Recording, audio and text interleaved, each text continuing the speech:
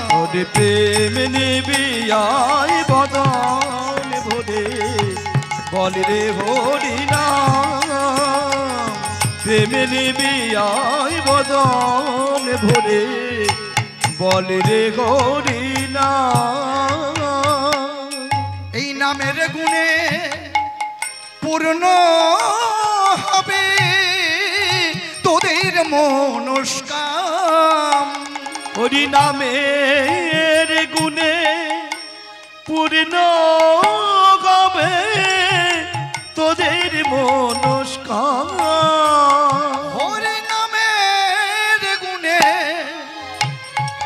পূর্ণ হবে তোদের মনস্কাম হরি নামের গুণে পূর্ণ হবে তোদের মনস্কাম ওরে প্রেম নিবিয়াই বদন ভরে বলে রে হরি নাম ওরে প্রেম নিবিয়াই বদন ভরে বলে রে হরি নাম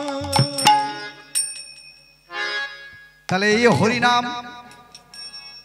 আমার নিতাইয়ের মাথায় দিয়ে বলেছিলেন, যাও নিতাই, কলিহত জীবের দ্বারে দ্বারে তুমি এই নাম বিতরণ করবে। যাক, এখন আমি আমার গুরুকে বললাম, আরে বাবা বিজ্ঞানের কথা বলছি, আপনি কোন কথাই বলছেন? আসতে ভাই, বিজ্ঞানের জন্ম কোথা থেকে? বলে শোনো, ব্রহ্মা যখন ধ্যান করলো, ব্রহ্মার ধ্যান থেকে সৃষ্টি হলো, কি সৃষ্টি হলো? জ্ঞান। ব্রহ্মবৈবর্ত পুরাণটা খুলে দেখে নেবেন। জ্ঞান থেকে সৃষ্টি হলো বিজ্ঞান। যে বিজ্ঞান বিজ্ঞান আমরা চিৎকার করছি, বিজ্ঞান থেকে সৃষ্টি হলো শুদ্ধ জ্ঞান, আর শুদ্ধ জ্ঞান থেকে সৃষ্টি হলো প্রেম ভক্তি। গুরুদেব একটা প্রশ্ন করি, বিজ্ঞানের যুগে আমরা তো বাস করছি, তা এখনকার দিনে আমরা যেমন ঘরে বসে টেলিফোন দেখি, টিভি দেখি, হ্যাঁ টেলিভিশন বলছি, টেলিভিশন দেখি মানে টিভি দেখি। তা গুরুদেব তখনকার দিনে কি টেলিভিশন ছিল? আপনি তো বলছেন বিজ্ঞানও তখনকার দিনেও ছিল, এখনো আছে। এখন আমরা উন্নত কলির জীব, আমরা মনুষ্য জাতি, এটা মনে রাখবেন মা। রাস্তার পাশে জায়গা থাকলে অনেক দাম, রাস্তার পাশে 5 তলা বাড়ি থাকলে তার অনেক দাম, কিন্তু রাস্তার পাশে একটা মানুষ পড়ে থাকলে তার কোনো দাম নেই। নিতাই গৌর হরি হরি। এই আমরা মনুষ্য জাতি, গর্ব করি, আমরা খুব গর্ব। তা আমি একটা প্রশ্ন করি গুরুদেব, এই টেলিভিশন কি তখনকার দিনে ছিল? ছিল বাবা। হ্যাঁ, তখনকার দিনে মানুষ টেলিভিশন দেখতো, টিভি দেখতো। হ্যাঁ, প্রমাণ দিন, শুনবে প্রমাণ? হ্যাঁ শোনো বলি, কুরুক্ষেত্রের যুদ্ধ যখন শুরু হয়েছিল,